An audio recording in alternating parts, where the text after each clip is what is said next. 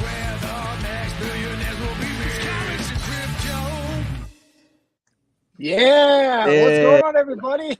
Hey. Wow, that was smooth. That was awesome. Nice. That worked pretty well. Yeah. Yeah. Big shout out to our boys Nine Finger. They created that song. We actually had a chance to see him live over the weekend, which was absolutely surreal, and I'm excited to talk about that later. But first, Robbie, what's up? I'd love to welcome our What's going on, amazing Robbie? guest, Robbie from AMG. What's up, Robbie? What's going on, Sean? What's going on, Spencer? Nice to meet you guys, and So nice to meet you too, man. honor to be Likewise. here. I'm loving the Supreme hat. Oh, thank you. I'm a big Supreme guy. Shout out to Eric Whiteback. You know, Yeah. guys got Yeah. on Big shout to Eric. Eric's Eric's the been on man. the podcast before. He's an absolutely amazing guy. Make sure to give him a follow at Eric Whiteback on the social. He's an amazing guy. Totally. Yeah. So, Yeah, so- before. Oh, sorry. Go ahead. I was gonna say before we get into it, we had a couple comments here that I just wanted to get into. Casual VV. Yeah, that's a nice pickup, man. Yeah, a lot of our followers have been getting really into sealed media recently, and yeah. Above all, yeah, we saw one of these tapes, Heritage. We did a live stream for Heritage, their auction on Friday last week, tracking all the VHS tapes they were doing, and yeah, it was 4 hour stream. 4 It's hour, 4 yeah. hours. We had to I be made the really- first hour, I think. Yeah, That's awesome. that's awesome. That's awesome. And Slider, thanks for joining us, man. Thanks for joining. Yeah. So, Robbie, before we get into some of the cool stuff with AMG and the Eminem thing, I would love to get a little bit into your background as a collector, because this podcast is all about collecting, and yeah, would love to learn a little bit more about your collecting journey. Did you collect as a kid, and then what got you into collecting music? So pretty much I started like everybody else. I feel we all started all in cards and comic books. My uncle, who just recently passed away, God bless him, he gave me a TMNT1 first print, right? So Wow. Oh shit! wild, you know. So Huge turtle fans up here. Yeah. Huge turtle Yeah. fans. Oh yeah. Yeah. I'll show you a little bit later, or even a little bit how much TMNT is in his room. But I Oh fit man. TMNT1, and it was a first print, and I still have it in a 9.4. I keep it in the safety deposit box in the bank because it's one of my most possessions. That's, Yeah. that's incredible. Other than that, I would say in 1992, I lived in South Central Los Angeles as a kid, a very gang infested area, poverty and all that. So getting baseball cards back then, I remember I'd go to the corner store, and the first thing I ever saw was the year 1992, and 92 Score was out, which is a worthless product. Skyrim score, yeah. Graded from 92 Score, it's worthless, but to me, it's very nostalgic. That set, Yeah. it was the first set I saw in my corner store in the hood when I was a little kid, and it cost, I think, 25 to 50 cents for the little cheap packs. And I remember pulling Jeff Bagwell's rookie, Brian Taylor's rookie. I was looking for Chipper Jones. Chipper Jones, legend. I was looking for his rookie. Who else was in there? Eric Karros at the time of the Dodgers. I PC Eric Karros. I'm a Dodger fan, so I PC Piazza, Bonds, and Griffey. Two guys are hated, but one guy's a Hall of Famer. But those are my PCs, and I used to go to the bowling alleys, and I used to remember the PSA representative. There you go, 89. My favorite player of all time. Favorite. I love when Sean's looking for a collectible. Where is it? I can't find it. Yeah. There's too much in that room. So even and I remember going to the shows at bowling alleys, and the PSA guy would have a little tiny booth, and he would even have his own cards there in front, trying to trade and sell them.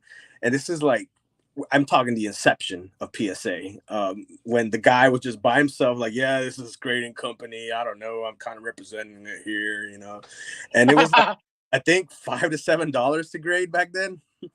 And I remember I got my first graded card, and it was like a 5, and it was that 92 Score, Jeff Bagwell rookie. And I thought I was like the richest kid in the world back then when I got it back.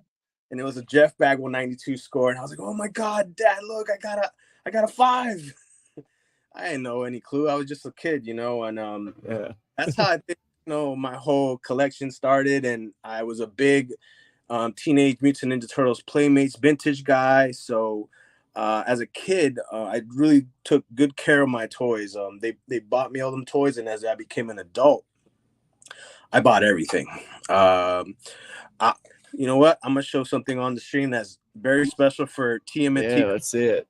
and grading enthusiasts for toys. Let me bring this. Toys. Ooh. How you doing, Sean? All right, my Infinity Gauntlet just dropped, so so that Oh yeah. Oh, whoa. That's awesome. that is a loose scratch. So if you don't know what a loose scratch is, this sells for a pretty penny. And even better than that is a carded scratch. Cool. Wow. Wow. So It's you know, yeah. in the history of TMNT figures, this is probably the most expensive one right here. This Yeah. is the Yeah. this is the 52 manual of the TMNT collection, you know. Yeah, 100%. Yeah, this and undercover rap are really big too. Oh, dude, And it's got all you got that undercover rap? You got every- undercover rap? Yes. Yeah, I got Yo. and Oh, there we go. Yeah, I think you collect a couple things. Dude, You that's awesome. got the new stuff, you know what I mean? Yeah. Wow, boy, that's so cool. So those are my genesis of my collection, and even till this day, I'll grab like any Kobe Bryant card I see. Like Yeah, when I 100%. go to these card shows, and I'll grab them and I'll grade them myself because now, you know, just the rookie cards. I love it. You know what I mean? Like, so I am a collector through and through. Now, how we got to music was when I got older, and my interest was music production. I have a background as a producer and engineer, so pretty much it began as I couldn't afford it, right? So I was that kid that would go to Sam Goody, and you know, I was a kid that his parents had no money. I had no money. I had to take my shit, you know, 5-finger discount style back then. And I used to have a massive collection. My mom would be like, "Where are you getting this stuff?" And I'm like, "I don't know, Mom. I'm just getting it." Yeah, don't worry about it. So Got friends in high places. the genesis of my collection. But as I got older, I noticed that people were throwing away their vinyl records. I remember I was in my car one day and I was passing by and I saw someone just throw a whole crate of vinyl on the sidewalk, right? And I was in my car, and this is the first time I ever thought about it. You know, I was like, why did they throw away music? You know, so I made a U-turn. I went back and I saw it was all like classical stuff, 60s era show tunes type stuff. So I grabbed it. And at the time, my interest was music production. So hip hop music production or R&B music production. I wanted to be a producer, which in a past life, or still, I still have a platinum plaque from producing ASAP Rocky's "Excuse Me." So that's Oh, how. yeah, I know that song. Yeah, okay, man. Cool. But the genesis of me collecting music was there in that box of thrown away 60s tunes or whatever, because I took them home and I started sampling them. And I found value in them because I could rip little 3 to 5 second segments and loop them up and create something new for myself. So it started there. And then it became sort of like my hobby too. Because the first thing I started really collecting was music heavy as a 20-year-old, 21-year-old. And I started collecting rare vinyls, anything I could find, early Wu-Tang, Nas, Jay-Z records, first pressings, cassettes, and I still have these things till right now. Mostly So, focused on hip hop and rap. no, not really, because No, as everything. the producer, you have to love every genre of music. So that's how I started educating myself on every genre, because as you need to know what you're sampling, obviously. Yeah.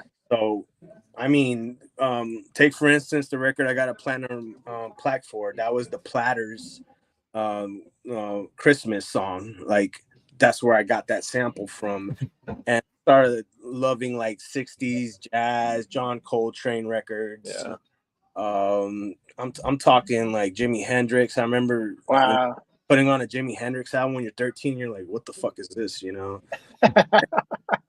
sounds cool. It's just really, really, really experimental noises that I started getting even more infected. Like, what else is out there? What else can I listen to that's not hip hop? So that's what I kind of focused on, non-hip hop stuff, because that's where you can make hip hop music from, you know. So Yeah.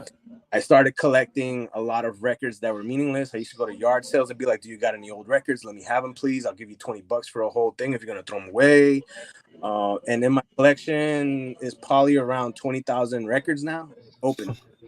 Wow. Where do you put them? I mean, Not don't in- tell us the location, but like, I mean, But yeah, there's another room in this that's house. a lot of inventory. Shit, man. Dude, Craig Cowman from Atlantic Records has the world's biggest vinyl collection. It is over 2 million records. God. 2 million. 2 million records. Wow. We're obsessive. No, we are just Scratching the surface. starting. Baby. That behind you is only the beginning of an obsession, a lifetime goal, and one day, you know, we're gonna have to let it go. But this is the stuff we love. We like putting it around us, I think, because it makes us feel like this collectionist spirit, and just the influence from it. I get a lot of creativity from it, you know. I love the artistry of toys, I love the storylines of comics, and I love the sounds of music. And then people would say, why are you putting it in plastic? Because I want it to be preserved forever, you know. Exactly, man. Yeah. That's a great segue, because I would love to talk about the grading company that you started with Steve Aoki, which we definitely got to get into the partnership with Steve on that. But yeah, can you tell us a bit about audio and media grading, and, you know, how do you guys get your start, and, you know, how are things going right now? So this started around, I would say, 3 years ago in my mind. I looked at my music collection and I asked myself, why isn't this being graded? Why are we only doing cards? Why is the only thing that is not being preserved is probably the most important thing to me?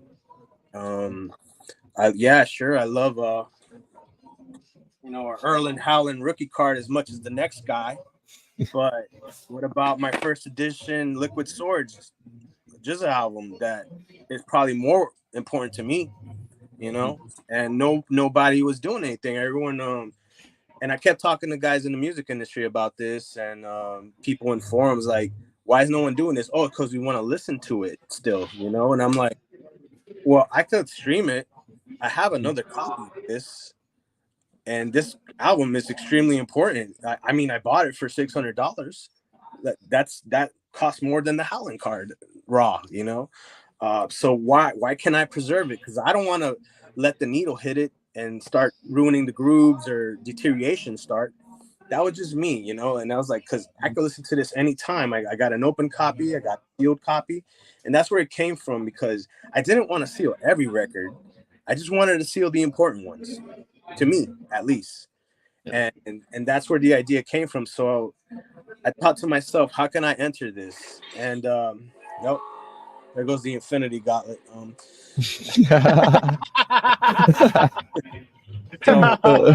So I thought to myself, how can I do this? Who should I reach out to? And what should be the way? So I started working at a company called CAS, which is a toy grading company. There's only two grading companies, AFA and CAS. And the very first week, I hit up Steve Aoki. Why did I hit up Steve Aoki? Because I saw him on a Sports Card Investor episode with his music collection. And he said he tried to go to PSA. He tried to pitch him an idea about music grading, and I think they shot him down on it, you know? So they said, you know, they're focused on cards, expansion, doing what they do at PSA, and they do a great job of it. So I would have said the same thing. It's a big undertaking, creating a new market, a new IP, a new product.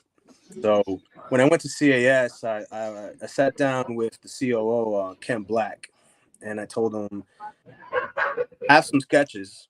I have some prototypes in my head, but let's put them together, like physically. Let's do it. And he was like, I don't know, man.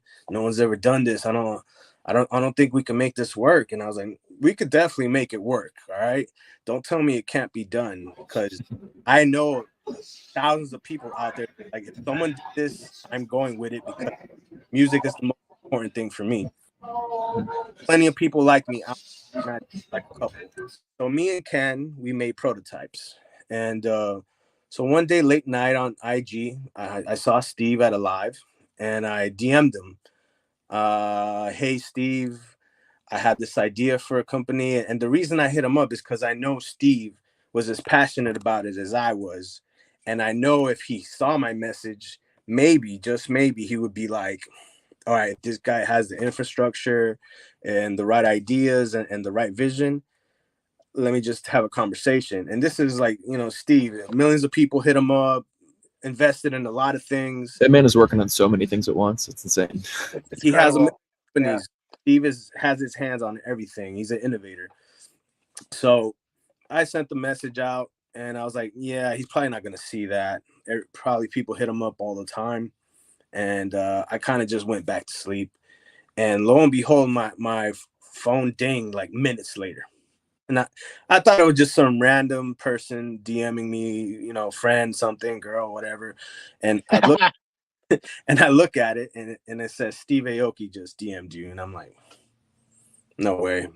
So I look at it, and his initial questions were, who the fuck are you? Like, is this real? Is this legit? And I started sending Steve sketches. I started sending Steve pretty much my vision for what it would be, and I was wondering if he was interested. And evidently, it got to a back and forth, like a couple days here, a couple days there, and this is like 2 years ago. And we got with his team. He's like, talk to my business manager. So after that, CAS and them, they talked about legalities, and so that's the boring part. And then pretty much one day, Steve says, you know what, let's launch today.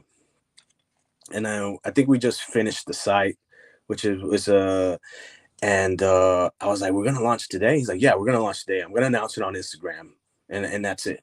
And I'm like, but the thing is, when we decided to launch, unlike the other companies, our competitors, we had over 50 case variations already. So it wasn't just vinyl. It was a double, like one of the most things that we were fighting about, me and Ken Black, was like, he was like, I want to include 8 tracks. I'm like, fuck no. And he was like, why? It's like, it's too old. I don't think no one has an 8 track they want to grade ever. And he's like, come on, man. I love 8 tracks. And Ken's a little older than me.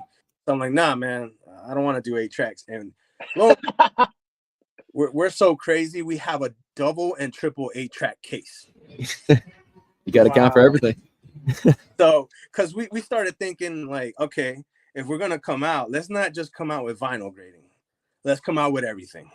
Let's make every case variation we could think of, and let's get it down right now. Let's design it. So if anyone orders anything, it's there. We don't have to do anything. We could just engineer the stuff right now, get it out the way. So me and Ken literally sketched out everything, every vision we had for it, from, this was the prototype right here for the cassette, Cool. So this has a thing around that didn't work out. So we just went with the 3 thing. This is what the cassette case looks now, So it took a lot of R&D, but as of right now, AMG has over 60 cases. And so when Steve launched, it's been going well. It's been growing monthly. It's been a lot of interest, a lot of celebrities, a lot of people wanting to invest, a lot of people interested in what the future of this holds, and a lot of partnerships being formed. And AMG will be the PSA of music when it's all said and done. Love That's it, Mitch. incredible. Such a great story. Oh, that's amazing. Yeah. And we're such a big believer in the sealed media market, and especially, our podcast started in the digital side, focusing on digital comic books release on VV. And we've come to understand that the physical media is going to disappear because of the digital. And people are still very excited about the physical market. These are going to become relics of the past, man. I mean, these things are you go to Target, you're not going to see vinyl and video games anymore. And these things are going to become very, very special. And I know that seems like there's a lot now, but people are going to realize over time that these are going to be very scarce. And considering the popularity, it's hard not to be excited. It's hard not to be excited in this market. It's if I could tell you guys the things that I'm working on right now, I think you guys are going to find it very, very exciting for what's about to happen. Obviously, you've seen what happened with M, and I guess Yeah. we could Yeah. say. I'm glad you, yeah. So I'm here to answer any questions you guys have about it. Awesome. Me with it, and I'll tell you. Yeah. The whole I'm really excited about that you brought up Eminem. So everyone out there, if you don't know, Eminem, there was a signed vinyl that sold on Golden Auctions for over $60,000, and it was created by AMG. I'd love to know a little bit more about the backstory behind that, like how that got started. I mean, just start from the beginning. I'm really excited to hear the story. All right. So I was thinking to myself, what is my personal holy grail in terms of vinyl? And this whole time in this collecting journey of vinyl, I have never found an Infinite album, which is Eminem's first actual album that was pressed out with him and the Bass Brothers from Detroit and Ferndale. And I seen some collectors have it. They didn't want to let it go. And it was kind of like this thing where I thought it was a unicorn. You can, and it was always either loose or in really crappy shape, played. I wanted a sealed version of this thing, right? So I had Paul Rosenberg's email. If anyone knows out there, Paul Rosenberg is Eminem's lawyer and business partner. So I reached out to him and I asked him, hey, Paul, I just made this grading company. I was wondering if you had one of the biggest holy grails I think imaginable, and something that I think it would excite people is M's first album. And I can't find one, you know? And I was wondering if you had one. And it took a little bit of weeks to get a reply back. And Paul, about 2 weeks later, I actually finally got on the horn with Paul Rosenberg. And he told me, all right, so I have one. And I was on the phone like shaking. I was like, and I was like, for sale? And he was like, no, not for sale. And all right. So I was thinking for me personally at first, but then where I was like, you know what? Let me see what we can do in terms of getting a big piece like this to the public, getting it to someone out there who genuinely can show people the power of vinyl grading, music grading. Because if PSA did this year one, I think everyone would be surprised, you know. But it got to the point where I told Paul, all right, Paul, I'm wondering two things. What if we sold it for charity? What if we got M's signature? What if we we did kind of like a marketing campaign around it? And he was like, oh, let me talk to Marshall. Let me see what he thinks about it. So he went back to M, and then a couple weeks later he got on the horn. He was like, so Rob, how would this look? And I was like, and I just had a meeting a couple weeks before that with Ken Golden, and we were talking about, what would be big for this music collectibles market. And I said, I'm gonna get you the biggest piece I can. And this was what I went for too. What did you do it? So wow. We when I told Paul, would M sign it for me, because I think that's what's gonna give it the gravitas, because you could find a sealed copy, maybe, because I never did. I never was successful in my 20-year hunt. I'm like, do you think Marshall would sign it? Because I think that's really the standout. It wouldn't make it literally a one of one unless you have a sealed copy of this album and find him and he's gracious enough to sign it for you, So pretty much he's like, let me go back to Marshall. Let me see if I can. Yeah. I was like, all right, I'll wait. So 2 weeks later passed, and he gets on the horn with me and he goes, Rob, I got it signed. And I'm like, fuck out of here. He's like, he signed it? He's like, yeah, but all the proceeds This video. and I'll tell you a funny part about this video was it was like 11:30 p.m. You know, and I'm just in my room doing some work or whatever, and Ken Golden texts me. He's like, "Yo, have you seen it?" I'm like, "What do you mean?" And I just talked to Paul. He's like, "He signed it," but Ken had the video. so Ken Golden's hitting me up at 11:30 at night. He's like, "Look at this," and this was the video that was in our phones, like all of it. That's so cool. So I'm Oh like, my gosh. "Oh shit!" He goes, "Don't show it to nobody, man." So I'm like, "Got you, dude." Like I was like, "Oh shit!" And so it got to a point where Paul was like, "Listen, yeah, I think we should do this for charity. That's my only stipulation for this. Obviously, a guy like Eminem does not need the money, neither Paul Rosenberg. But so this all was all for the Marshall Mathers Foundation. So that's what I love it. do.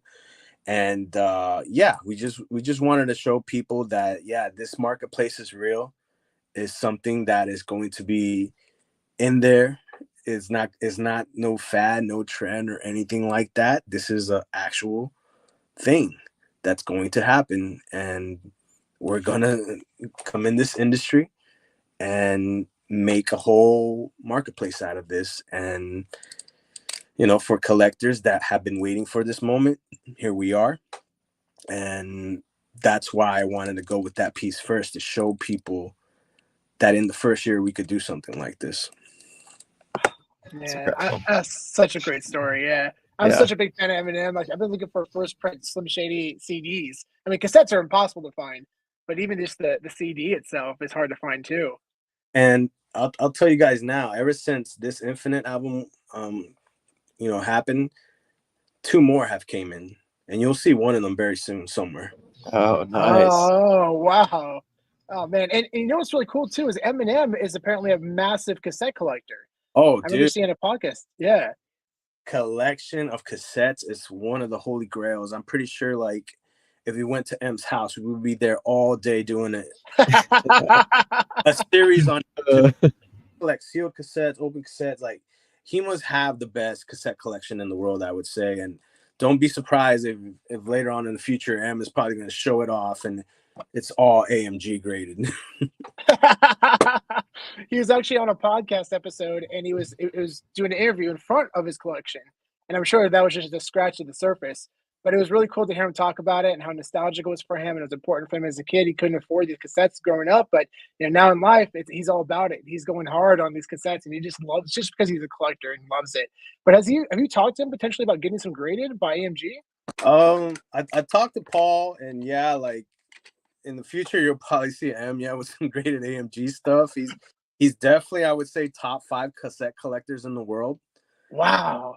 He's I would say, he's one of the biggest music collectors in the world. Him and Paul too, they share that lineage of collecting hip-hop relics, and that's what this stuff is to us. You know, it's not just like, oh, music, like, because if you find, like, you know, when you're a kid, I don't know what albums you guys really were into, but like, to me, it's just as Liquid Swords. I have the damn shirt on right now, right? And if I find a sealed copy of that right now, if we were out there, I'm gonna play that thing. It's a work, it's a piece of art. It is the closest thing you could get to someone. A baseball card is made by a manufacturer. Yes, music too, but it's the artwork, it's the sound in it, it's just everything. You want to preserve it, man. It's so it's the closest thing you could get to that human being in terms of, like, knowing them, you know, other than stats or something. You know, I just think it's the most ultimate piece of art. And graded, go ahead, Spencer. Go ahead, John. Graded albums, they look amazing on your bookcase. You know, they look like museum pieces. Just graded collectibles in general. And the fact that you can have these things authenticated too, because there are a lot of fakes out there, unfortunately. You know, there's fake players, and it's unfortunate. So having companies like yourself, you know, being able to authenticate these things is a really big deal. And yeah, you know, we've been refusing a lot too. Yeah, like, people have sent in a lot of stuff, and a lot of intake goes through our experts, and we have been refusing a lot of stuff. It's a lot of education too. So much. place. People will hit us up and be angry. Why did you refuse this? And be like, it's a fake rapper or something. And I'm pretty sure, you know, like stuff will get through. It's so much intake and so many experts talking to each other. Is this real? Is this fake or not? Or this, that. Obviously, these things happen. You know, it's a lot of education on everyone's part. But us, we try to at least know that what you're getting from us is genuine, it's real, and we got to make sure it goes through a lot of hands when it comes to AMG.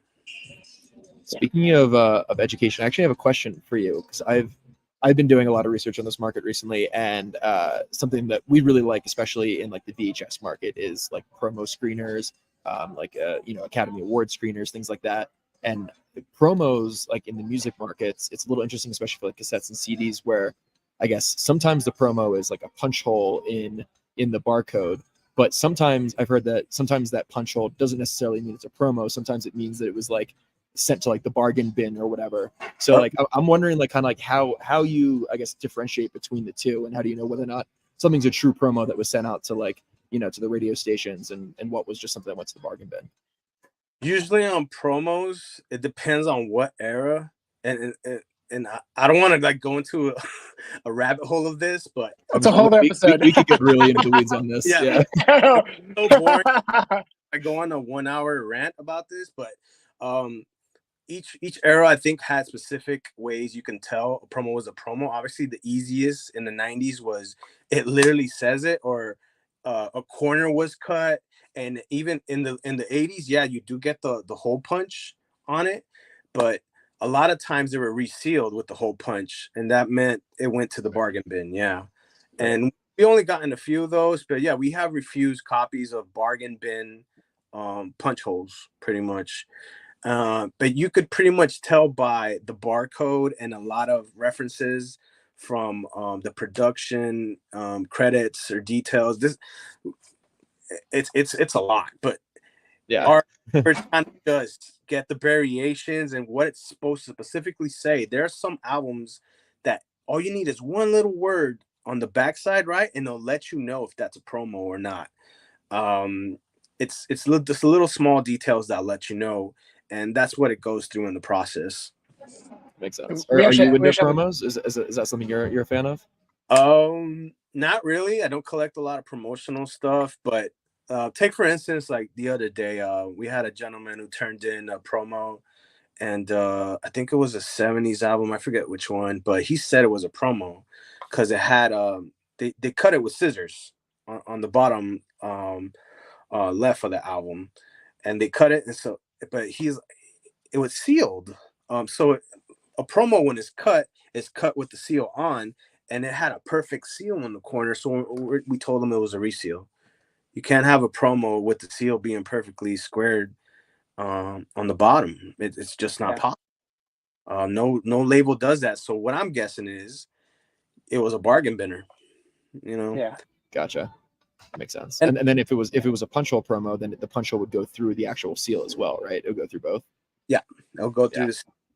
So evidently, yeah, it got resealed somewhere, and I don't see everything. You know, I'm not there physically checking every, but the guys will come up to me like, "Hey, Rob, what do you think of this?" And I'll be like, I think it is what it is, because you know I'm not the master researcher or anything, but definitely I have some knowledge of this, and the researchers will come up.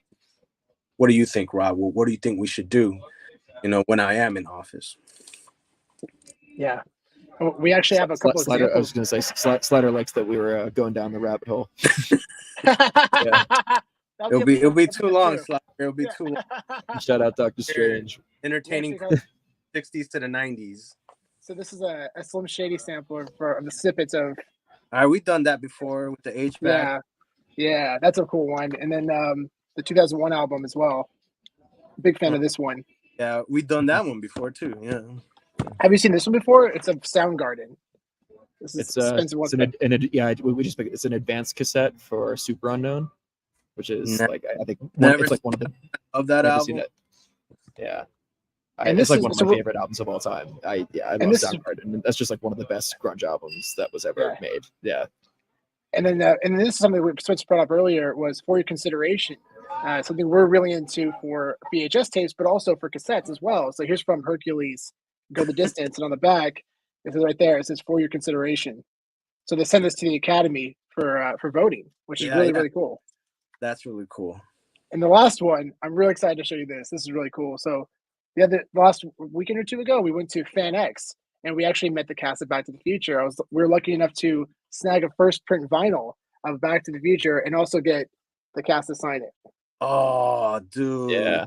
That is a gem, dude. And you got everyone. You got like Leia Wait, Thompson. So Leia Thompson was supposed to be there, but she unfortunately had to back out last minute. But this is Michael J. Fox right here. This is Christopher Lloyd. He went a little heavy on the paint. It smeared a little bit, but you can still tell. And this is Thomas F. Wilson, who played Biff. Yeah. So that was really cool. Something thanks, man. Put in acrylic, dude. Those are things that I get excited about, So, yeah, exactly. Yeah, totally. Yeah, we were pumped. Yeah. I think Sean, you got a cassette signed as well, didn't you? Yeah. We did. Yeah. I want to have a lobby where I only have signed copies of everything. I love how much you're signing. Hall of Fame or something like that. I love that. Yeah. That's so cool. I'm so happy to hear how into signed cassettes and vinyls you are. That's so cool because that's special. That's special, man. I moved on from just collecting vinyl now. Now is the time where I could get stuff signed by everyone. So I'm so you'll be seeing some few auctions coming up with Golden that will probably raise house. We got our first trip out. We're gonna be at Collecticon this weekend in Denver. It'll be our first ever show. So if anyone's out there watching and you're in Denver, we'll be there taking in submission, and Steve's gonna probably come into the booth after a set and sign some stuff. So you got Steve Aoki stuff. That's awesome. Get signed. It'll be short, but if you get there, he'll sign it probably. And so those are a couple things I wanted to tell you guys about. We'll be at Collecticon Houston too, as well in November. And I think you guys are gonna be seeing in the socials what we're about to do next. Awesome. That's man. awesome. Yeah, definitely going to be looking out and watching everything you guys are doing. It sounds like you guys have so much cool stuff planned. Dude, I'm on the phone with like the world's greatest. I'm talking estates that crazy stuff. I can't even, we got to talk off camera for we'll chat. Hey, That's awesome. And if our listeners out there would like to get something graded by AMG, how would they go about doing that? Hit up Audio Media Grading. That's the website. If you want to see our work, just go to the socials. Everything is AM Grading. So follow us there. You can see all our work there. And if you got any questions, hit up the email, info@audiomediagrading.com. Perfect. And we also have an exciting giveaway that we're going to be announcing soon on our Twitter account. And also make sure to follow AMG and also Robbie. We'll make sure to include their links down in the details below. And Robbie, thanks so much for coming on. This was an absolute blast. Thanks, man. This was such a fun time. Yeah. Answer Sean. I'll get on next time. Heck yeah. Yeah, we'll do a deep dive at some point, and we'll get a little bit more into the weeds on some of this stuff. We'll go to rabbit love of promo 2 hours. Organized rabbit holes. I love it. Thanks so much for everybody for watching, and we'll see you on the next one.